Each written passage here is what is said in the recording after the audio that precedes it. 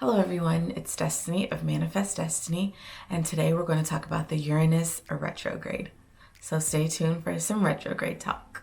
So the Uranus retrograde period begins August 12th and it ends on January 1st of 2020. So it's going to be for the next 5 months that we begin to feel a more slowed down or restricted or internal energy from this planet. Uranus is a planet that has an 84-year orbit. It spends about 7 years in each sign. Under the influence of Uranus, we're able to mesh our intellectual intelligence with our emotional intelligence. This means that our pure mind and our pure heart are able to come together and create explosive, groundbreaking, life-changing, awakening ideas. This is why Uranus is known as the intuitive intellectual. They also come in many different forms, such as humanitarians, philosophers, astrologists, as well as inventors, and those who just create and put it out into the world to make the society a better place. In comparison to its neighbor planet Saturn, Uranus is known for being more rebellious, more change-seeking, while Saturn is more of a holding, restricting, tradition-based planet. Uranus helps to offset the keep everything the same attitude that Saturn tends to possess. Uranus is known for introducing newness, excitement, and it helps to break our resistance to change as well. Uranus is the planet that rules the sign Aquarius, the 11th sign of the zodiac, as well as the 11th house on the house system.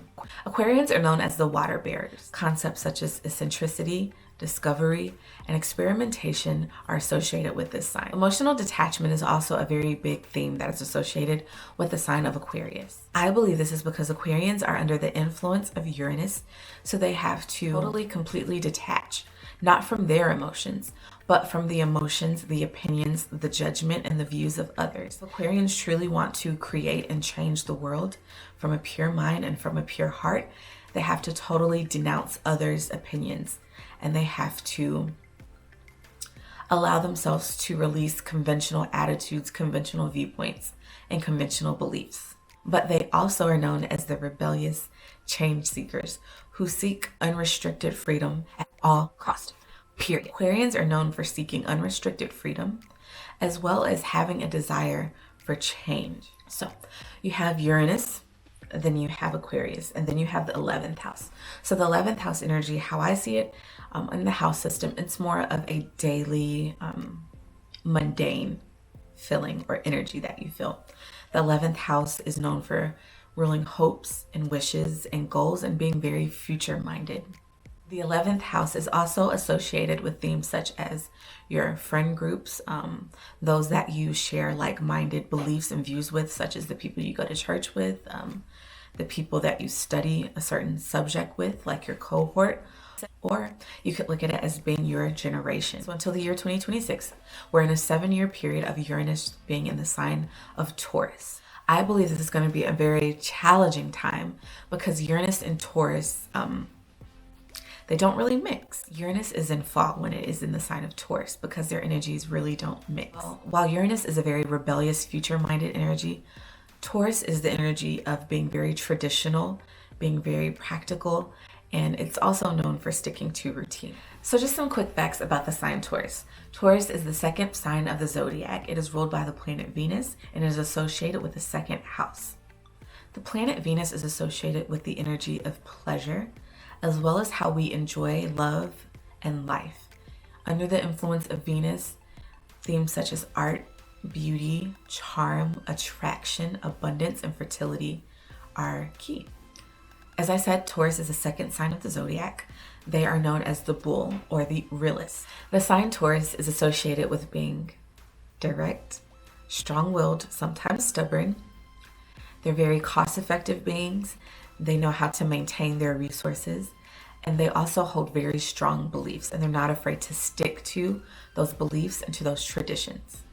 So the second house is known for themes such as patience, our wants and our needs in the material realm, our resources, our values, our beliefs, how we retain money, as well as how we hold on to physical objects and our emotions. So back to the Uranus and Taurus retrograde. As I said, we will be feeling this energy for the next 5 months until the first day of 2020. So what does this mean for us on a societal level? What does this mean for us on an individual level? Under the influence of Uranus and Taurus, I give the advice to seek what is tradition to you, seek what is routine for you, seek what is familiar to you, assess it, understand if it is the most efficient way for you to use your time or your resources. And if it's not, change it. If it is, continue to move forward. Under the influence of Uranus and Taurus, we will begin to see a rise in unusual possessions, unusual beliefs and attitudes, as well as unusual means of creating revenue and income for ourselves. We will see changes in revenue, in physical money, how it looks, how it's valued, and how we can use it. We'll also see changes in fortune, changes in currency, changes in how we are able to sustain ourselves, as well as changes in possessions and what we hold to be sacred on this earth. And as I said earlier, Uranus is an outer planet, so we will feel this energy on a more societal level. Overall, during this time period of Uranus being in Taurus, I believe we will see a change in femininity, how we relate to it, how we visually see it, as well as changes in art, beauty. We will also see changes in sustainability and how we're able to create and give life on this planet. There will definitely be a change in how we progress and how we seek and respect tradition. From what Spirit has shown me during this retrograde period of Uranus and Taurus, it is important to reassess your friend groups, reassess those that you associate yourself with. See if you all have like-minded goals.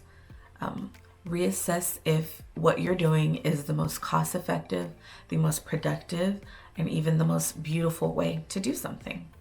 Most of all, I think the way that we relate to the conventions of the world will be drastically changed. I enjoy that during this retrograde period, I have the time to slow down and go within and understand what I believe before I go out into the world and reassess or judge others off of their beliefs. So if what you say is tradition to you works well for you, I'm not telling you to release it. You may just want to upgrade it, give it a little spruce of newness so that it can be more beautiful, be more cost effective, or even produce more revenue for you. Under the energy of Uranus and Taurus, I believe the divine feminine is awakening. As you can see, I look like a divine feminine today. I'm giving divine feminine energy. Uranus and Taurus is impacting me in that way. And hey, you're still here. Look at you. You made it to the end of the video. Again, this is Destiny of Manifest Destiny. Go follow me on Instagram at Manifest by Destiny to keep up with me on a daily basis. I want to say thank you so much for tuning in. Go ahead and give me a thumbs up if you found this video to be informative. Also, go ahead and comment down below on how this energy of Uranus being in Taurus is impacting you. And lastly, don't forget to subscribe and hit the notification bell so you can be notified every time I upload new content. Until next time, bye-bye.